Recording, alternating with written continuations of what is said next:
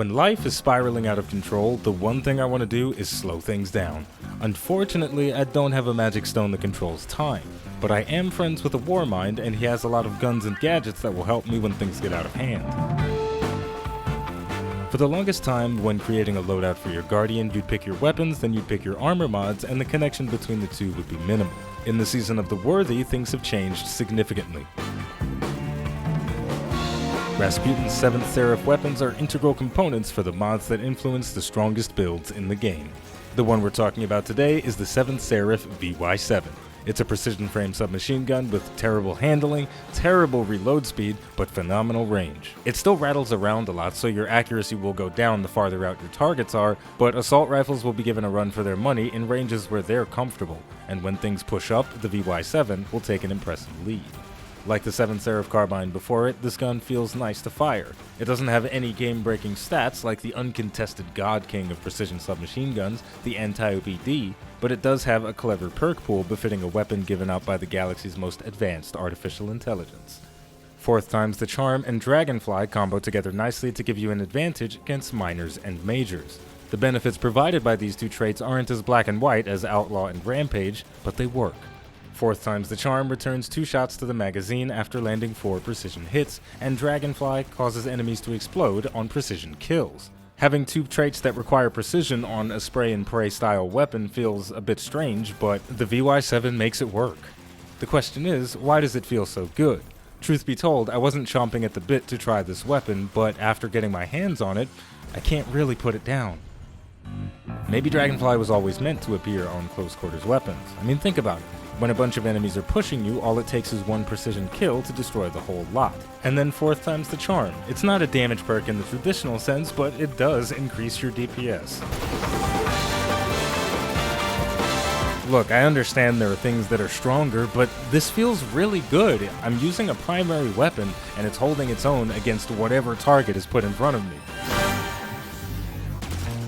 But it gets better. Once you find a god roll for the VY-7, you have to make a warmind cell build that complements it to unlock its full potential.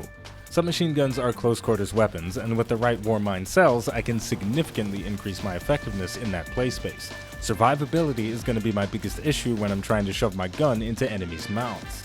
And as far as I'm concerned, the best way to survive is to prevent my enemies from dealing damage to me. Cellular Suppression causes warmind cells that you shoot or explode to emit a void pulse that suppresses nearby enemies, rendering them unable to fight back. Next, Global Reach will increase the radius of the void pulse, and finally, Blessing of Rasputin will allow us to collect our warmind cells when we're done mowing down the enemies. Collecting a cell increases the chance of a warmind cell spawning from subsequent kills. That description sounds nice, but it's inaccurate. Warmind cell spawns aren't random. They're created based on the number and rank of enemies you kill, and collecting a cell reduces the required kill count. To wrap things up, the VY-7 is a hidden gem. It doesn't have the typical god rolls, but what it does have access to in its perk pool feels good. And when you make a warmind cell build to complement it, it starts to feel like an exotic, and that's more than I could have hoped for.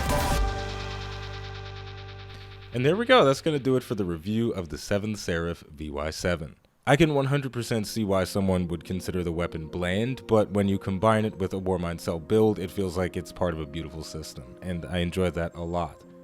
Before we close things out completely, there are a few noteworthy mods in my armor setup that made this weapon and this build feel a lot better.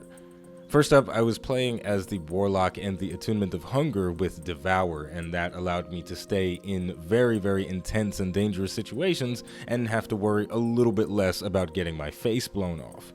Next up, because I have the weapon masterworked, I'm going to create a lot of orbs, and because I'm fighting in close quarters combat, I'll be able to pick them up very often, so I'm using the Absolution mod on my class item. Picking up an orb reduces the cooldown of all of my abilities.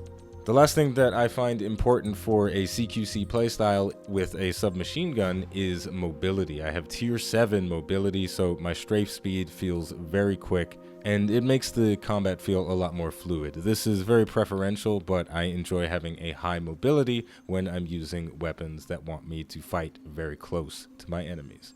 And there we go, that's gonna do it. So if you enjoyed this video and you'd like to support the channel more than you already do just by watching, liking, subscribing, and commenting, you can head over to patreon.com/iBluairJgR to become a patron. Patrons gain access to bonus videos in which I break down my creative process and some of the fancy edits that I do in my videos. And for this month, we are going to revisit some of my older videos from Titanfall 2. So if you're interested in any of that stuff, be sure to check it out. As always, the name of the game is Destiny 2, the name of the channel is iBluairJgR. Thank you for watching, and I'll see you next time.